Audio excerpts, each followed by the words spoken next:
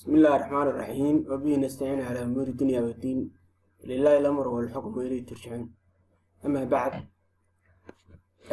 halkaad nagala socotaan waa Setok Academic waa casharadeenii imtixaanaha ahaa waxaynu maanta doonaynaa inaan wax ka sheegno waxa loo yaqaano Human Resource Management koorso cusub aan doonaynaa inaan bilowno koorsadaas oo baahi weyn ay Soomaalidu qabto marka la eegana soddonkii sano u dambeeyay burburka iyo waxyaabaha kan jira inay Soomaalidu maamulka bartaan ay tahay mid muhiim ah hadday tahay government administration ama public administration waxa loo yaqaan ama HRM si loo helo kala dambeyn iyo nidaam saxan oo tisqaad iyo horumar ku talaabsanaya si loo helo waa in aynu dunida la jaan qaadnay aynu ogaano sida ay maamulka ay wax uga taqaan ama ay ugu dhaqanto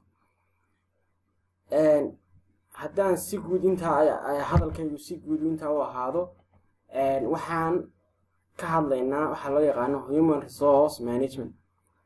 Human Resource Management waxaanu insha Allah inagoo dhamaanteen ba ardayda aynu insha Allah dul mari doonaa koorsadan wixii aqoonteena marka waxaan sheegaynaa Human Resource Management aynu marka hore diiradda saari doonaa inagoo qodobo oo kala duwan ka hadli doona Human Resource Planning, Human Resource Policy ay meelo fara badan ay noogu iman doonaan marka Human Resource Management weyn kala qaadnay human waa people resource waxa weeyaan waa kheyraad waxa loo yaqaan management waa maamul haddaba maamulka ayaynu marka ugu horeysiinaynaa waa maxay maamulku siduu u shaqeeyaa maxay yihiin astaamihiisu siduu isugu xidhan yahay waxa soo dhan ayaynu insha Allah aynu ka sheekeyn doonaa casharkeena ugu horeeyana waxa weeyaan what's a management wuxuu yahay maamulku waxa weeyaan sida xaqan hoose baad ku aragtaan a set of activities yani markaan inta dul istaago Soomaali ahaan waxa weeyaan waa wax qabado isla xiriira qabashadooda waxa qabado set isku ah oo isla xiriira activities isla xiriira qabashadooda ayaa waxa la yiraahdaa management maamul marka wax qabadadaasina tolo maxay yihiin waynu sheegnaa wax qabadadaasu waxa weeyaan oo ugu horeeyo waa planning marka la doonayo in ficil la qaado ama se wax la qabto waxa muhiim ah in wixii la qorsheeyo waxaan qorshe lahaynina ma socdaan sida awgeed waxa ku xigaya organizing qorshihii aynu balaan garayno oo tusaale ahaan oo kale shirkad markaan soo qaadanay doonayso inay survey qaado ama ay doonayso inay maxay ahayd tole dhisme ay samayso waa inay dhismihii marka hore balaan garaysaa meesha suitable-ka ku ah waa inay inta qol uu ka kooban yahay ay organize garaysaa habaysaa waa in ay ku hogaamisaa leading banu dul maraynaa hadda ay la socotaan leading waa inaynu ku hagno yacni shirkadii tusaale ahaan oo kale ay ku hagto shaqaalihii dhisayay meeshaas inay ku hagto shaqadii inay sameeyaan planning inay sameeyaan organizing waa inay hagto oo ay ku hagto then inta waxa ku xiga controlling waa in ay la controlo employment-igi markasta shaqaale la controlaya markasta controlling-ku door muhiim ah ayuu ka ciyaaraa waa in la controlo maxay ahayd toleesh dadkii ficilkan sameynayay in ay ficilka meeshii la rabay ay geeyaan ama shaqada meeshii la doonayay ay geeyaan aanay ka dheereen ama ka dibcin then decision ayaa iyana muhiim ah marka qoraa hadalkaygan tusaale ayaan soo qaatay marka hore waa planning in wixii la qorsheeyo la balaan gareeyo then la habeeyo kadibna lagu hogaamiyo ficilkii lagu socdo then ficilkii control yeesho meeshii uu maxay ahayd wax qabadkan dadkii ka shaqeynaya lagu controlo ama dadkii shaqadii lagu ilaaliyo then decision ayaa muhiim ah go'aanku door muhiim ah management-ka isaguna ka ciyaara decision go'aan qaadashada go'aanku marbu qaraar yahay marbu qaraar yahay marna uu macaan yahay marka decision-ku waa door muhiim ah ayuu isaguna ka ciyaara ficiladan dhamaantood waa ficilo set isku ah ma kala haraan making oo yana qabashadii ficilkii markaad waxa soo dhan aad soo habayso go'aanka soo qaadato dadkii aad ku hogaamiso aad soo balaan garayso wixii aad soo habayso organizing waxa weeyaan yacniga aad ku habayso wixii midba meesha uu ku hagaagsan yahay ayaa waxaa la yidhaahdaa organizing. sidaa awgeed marka waxaa soo dhamaadaan waxa weeyaan qabashadii ayaa ficilkii inaad qabato ayaa muhiim. marka weli way sii socotaa halkan waxaa laynagu yidhi directed at an organization's resource human, financial, physical and information. marka hore waxaan marka la qabanayo planning-kan iyo organizing-kan iyo waxaan horta waa in la helo human waxa loo yaqaan. organizationisku waa inay helaan human waxa loo yaqaan. then humanku waa people dee sidaan garanayno dad dee wixii qabta. then intaa marka la helo waa in la helaa financial oo ah dhaqaalihii. financial oo ah dhaqaalihiina waa in la helo. physical iyana waxa weeyaan waa machinery iyo machiniskii equipmentkii wixii lagu qabanayay waa in kaana la helaa. halkan waxaan idhi human waxa weeyaan waa in dadkiina la helo, lacagna la helo, cost ku filan oo waxaan operationkan ama ficilkan lagu qabto.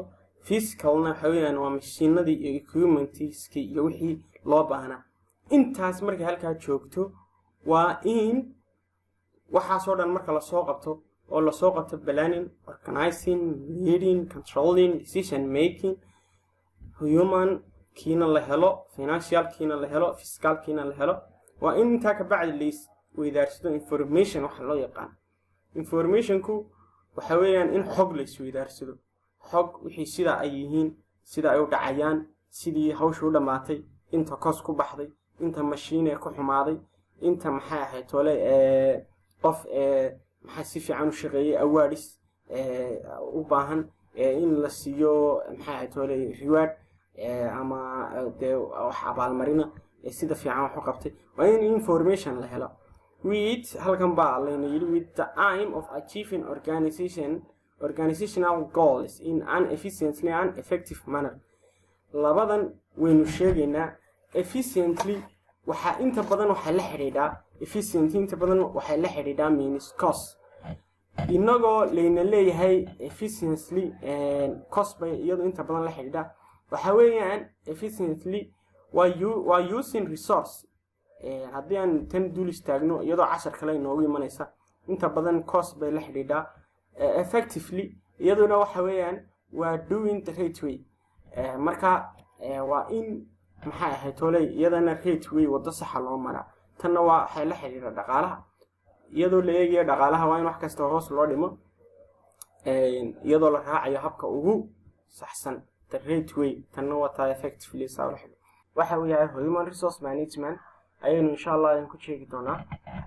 human resource management definition-kiisu waxa weeyaan marka hore inaan fahanka guud aan ka qaadanayo muhiima.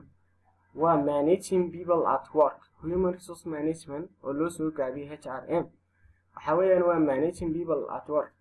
waa iyadoo oo dadka lagu maamulo shaqada ay hayaan ayaa loo yaqaanaa managing people at work. waa sidoo kale ayaa la yiraahdaa human resource management.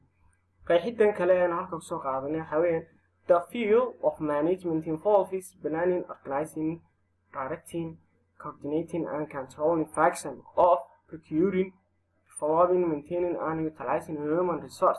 utilizing means waa ensure barbar.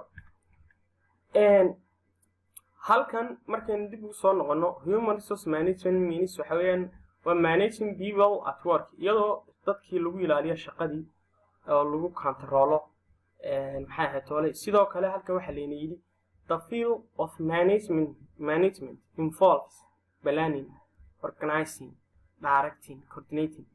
marka ujeedka guudeena halka ka leenahay waxa weeyaan waa qeexida human resource management definition-kiisa.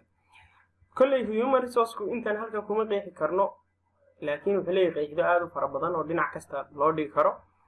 marka haddaynu tan aynu ka sheekayno oo kale the field of management involves planning wuxuu la xidhiidhaa fieldkan managementku planning qorsheynta, organizing iyadoo la habeynayo wixii, directing iyadoo lagu hagayo, coordinating and controlling function of procuring, developing and maintaining and utilizing human resource. intaas ayaa la yiraahdaa maxay tolay human resource. also halkan waxaa inoogu qoran si guud haddaynu uga sheekayno human resource management waxaa loo yaqaanaa iyadoo dadkii shaqadii lagu maamulo kambanigii maxay ahayd hole isagoo shaqadii dadkii ku maamula ama qofkii managerka ahaa ee maamulaha ah inta badan HR people waxaa weeyaan dadka managerska. Human resource management is the practice of recruiting, hiring and employing and managing an organization's employees. halkan si guud markaynu u sheegno waxa weeyaan waa practice buu yidhi of recruiting dadkii lagu shaqaalaysiinayo and managing also lagu maamulayo organization's employees, hiring also waa shaqaalaysiin, employing inta badan markaa managementku wuxuu u kala baxaa fields buu kala leeyahay. marka human resource management waa field kamida oo inta badan la xiriira shirkadaha iyo wixii maamul oo dhan ah. marka casharkeenu intaasuu isaguna inoogu joogi doonaa waanu sii wadi doonaa haddii ilaahay yidhaahdo. Asalaamu calaykum.